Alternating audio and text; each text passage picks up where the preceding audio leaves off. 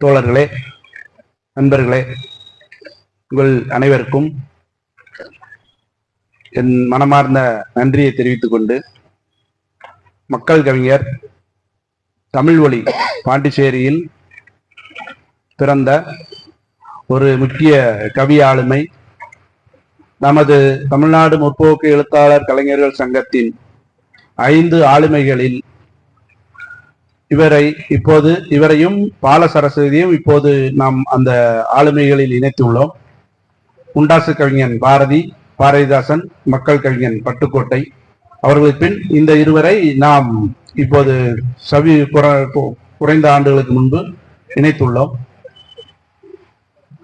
அவருடைய 100ஆண்டுக்கு நிறைவு, அதனை ஒட்டி தமிழ்நாடு முற்போக்கு எழுத்தாளர் சங்கம் நமது கிளை ஒரு கவியரங்கத்தை ஏற்பாடு செய்துள்ளது.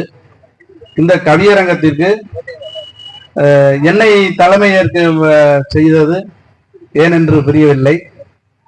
ஏனென்றால் கவிதை தொகுப்புகள் கொண்டு வந்த கவிஞர்கள் நம்மிடையே இருக்கிறார்கள். நான் இப்பொழுது கவிதை எழுதி வருகிறேன், கவிதை பிரசுரமாகி வருகிறது. கவிதை குறித்து ஒரு நீண்ட அவதானிப்பு எனக்கு இருக்கும் தைரியத்தில் நான் இந்த பொறுப்பை ஏற்றுக்கொண்டேன். கடந்த 25 ஆண்டுகளாக நான் கவிதைகளை கவனித்தும் வாசித்தும் உள்வாங்கியும் வெளிப்படுத்தியும் விமர்சித்தும் எல்லாமுமாக கவிதையோடு பயணித்து வருகிற அந்த எனக்கு கொஞ்சம் ஒரு கௌரவமும் உண்டு.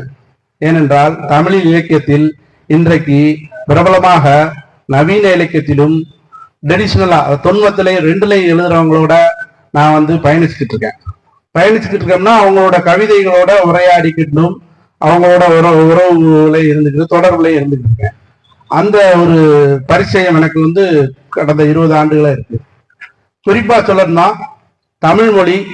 தமிழ்மொழியின் தொடக்கம், தமிழ் எழுத்தின் தொடக்கம் தொல்காப்பியம் சொல்கிறது, எல்லா சொல்லும் பொருள் உரித்தனவே என்று சொல்கிறது. விவிலியம் சொல்கிறது, ஆதியில் சொற்கள் இருந்தன என்று சொல்கிறது. அம்பேத்கர் சொல்கிறார், சொல்லுக்கு சொல் அரசியல் ஒன்று என்று சொல்கிறார். சொற்கள் மொழியின் விளையாட்டின் வழியாக கவிதை பிறக்கிறது. கவிதைகள் பல வகைமைகள் உண்டு. அதாவது அரசியல் கவிதை, காதல் கவிதை, பிரச்சார கவிதை, இப்படி ஹைக்கூ கவிதை, இப்படி பல கவிதைகள் உண்டு. ஆனால் பாரமற்ற கவிதைகள் என்று ஒரு வகை இப்போது இருக்கிறது. அது நீண்ட காலமாக இருக்கிறது.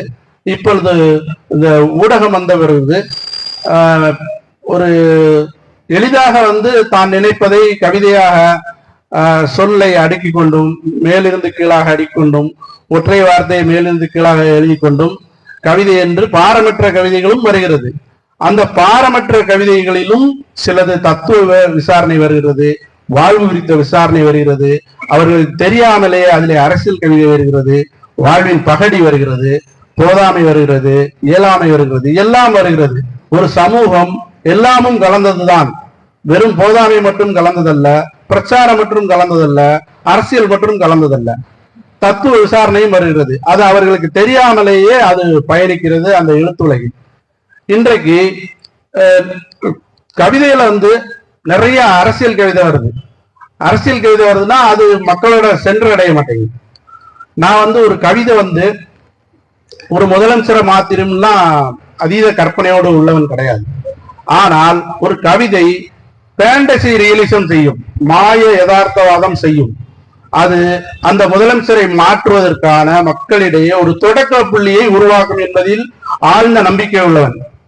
இந்த கவிதை அதை செய்யும். பாப்புலரோட சொல்லுவாரு, வைரமுத்து சொல்லுவாரு, பட்டுக்கோட்டை சொல்லுவாரு, மகாகவி சொல்லுவாரு, பிரான்சிஸ் கிருபா சொல்லுவாரு. எல்லாருக்கும் ஒவ்வொரு வாழ்நிலையிலிருந்து அவங்கவுங்க வாழ்நிலையிலிருந்து பொதுநிலையிலிருந்து கவிதை பிறக்கும். நம்ம எப்போதும் சாந்த சுரபியா இருக்கவங்களுக்கு ஒரு சாந்தமான கவிதை வரும், காதல் உள்ளவங்களுக்கு காதல் கவிதை வரும், விழிப்புணர்வு உள்ளவங்களுக்கு சமூக அக்கறையோட உள்ள சொற்கள் தானா வரும். ஏன்னா அவங்க என்னவா பிரயாசையோட மன அழுத்தங்களோட இருக்காங்களோ அதுதான் அவங்களோட மொழியில வரும். ஞானக்கூத்தனோட கவிதைகள்லாம் ஒரு மொழி விளையாட்டு நிறைந்த கவிதைகள். பிரமிழோட கவிதைகள் அப்படி அல்ல, தத்துவ விசாரணை உள்ள கவிதைகள். நகுலனோட கவிதைகள் அப்படி அல்ல. அது நீண்ட வாழ்வின் இருப்பு குறித்தும் இல்லாமை குறித்தும் நம்முடைய ஒவ்வொரு அசைவையும் ஒரு ஒரு பகடி செய்தும் நம்ம வாழ்க்கையிலிருந்து நாம் பெற்றுக்கொண்டதையும் கற்றுக்கொண்டதையும் வெளிப்படுத்துற சொல்லாட்சி நகுலனுடைய கவிதை. அந்த கவிதைகள் எளிதாக நிறைய பேருக்கு புரியாதுன்னு சொல்லுவாங்க.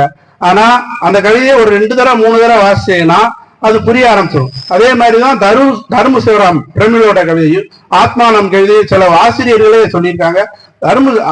ஆத்மானம் கவிதை இவ்வளவு கடினமான இருக்கான்னு. அவ்வளவு ஒன்றும் கடினமான சொற்கள் கிடையாது. நம்ம பேசுற மொழியில தமிழ்ல தான் ஆத்மானம் எழுதுவாரு. அவர்களுடைய கவிதைகள் கூர்மையாக இருக்கும். தோட்டாக்கள் எப்படி துப்பாக்கியிலிருந்து வேகமாக பாயுமோ அந்த மாதிரி அந்த சொற்கள் நம்ம நெஞ்ச பிளக்கும். அந்த மாதிரி கவிஞர்கள் நம் தமிழ்ல நிறைய எழுதியிருக்காங்க. நான் கவிதை குறித்து ஒரு சின்ன அறிமுகம் தான் செய்தேன். ஏன்னா கவிதை ரொம்ப ஆழ் மனதிலிருந்து அமைதியான மனநிலையிலும் கவிதை பிறக்கும், கொந்தளிப்பான மனநிலையும் கவிதை பிறக்கும். இது ரெண்டையும் சமச்சீரா நம்ம பாக்குறதுக்கு நம்ம ரொம்ப நிதானமா நம்ம சொற்களை கையாளணும்.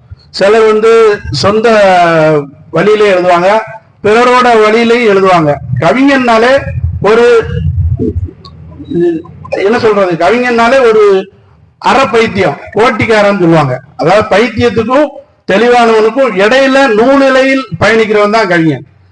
அதுக்கு எப்படின்னா விக்ரமாதித்யன் அதுக்கு சொல்லலாம், பிரான்சிஸ் கிருபா சொல்லலாம், யூமா வாசிக்கு சொல்லலாம். இப்படி நிறைய அந்த மன அடுக்குகள்ல கவிதை எழுதுறவங்களே பட்டியல் நிறைய இருக்கும். ஏன்னா கவிதை அந்த மாதிரி நம்ம மாய வித்தை செய்யணும், கூடு விட்டு கூடு வந்தாதான் நம்ம கவிதை நம்ம அதை படைக்க முடியும்.